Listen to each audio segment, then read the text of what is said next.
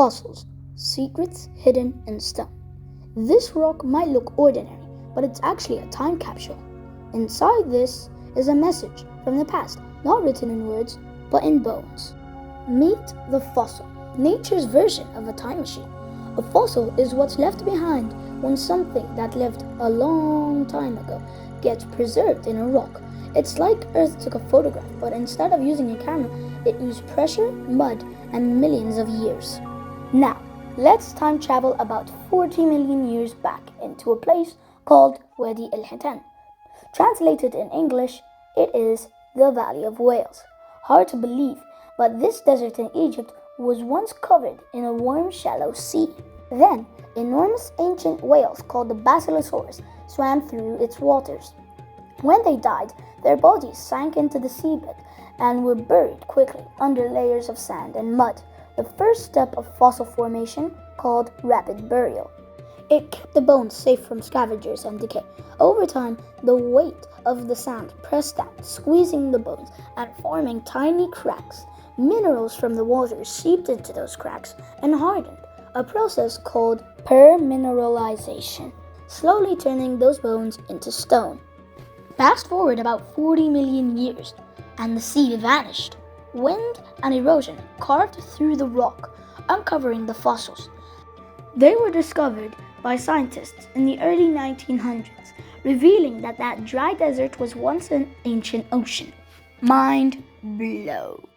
Not all fossils are the same though. There are two main types, and they're both awesome. First, body fossils. Actual parts of living things, like bones, teeth, or shells.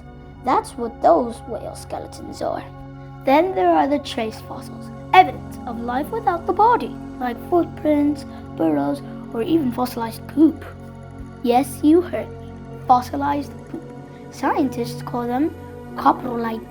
Imagine telling somebody that your job is studying dino poop from 70 million years ago. Now that's dedication.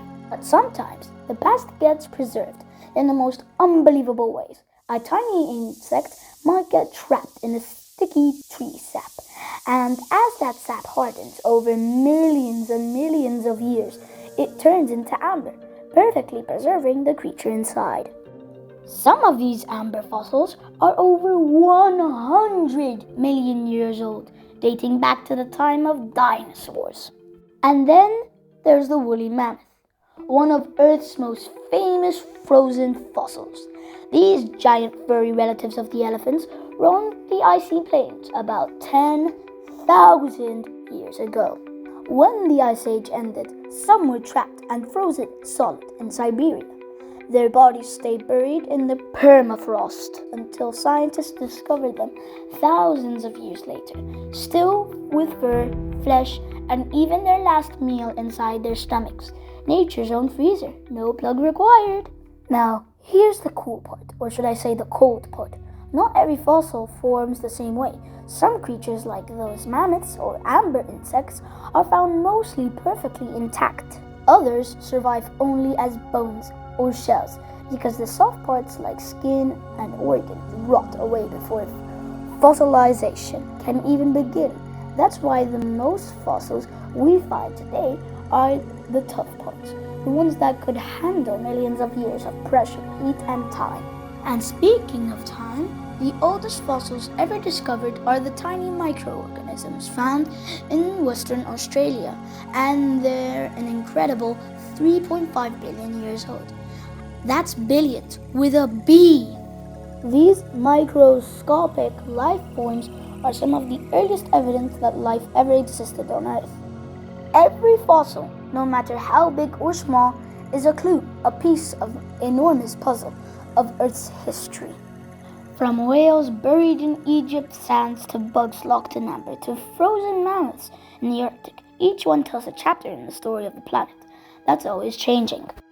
So the next time you pick up a rock, it might be holding a secret millions or even billions years old. Stay curious, time travelers. Like, subscribe, and keep digging for answers.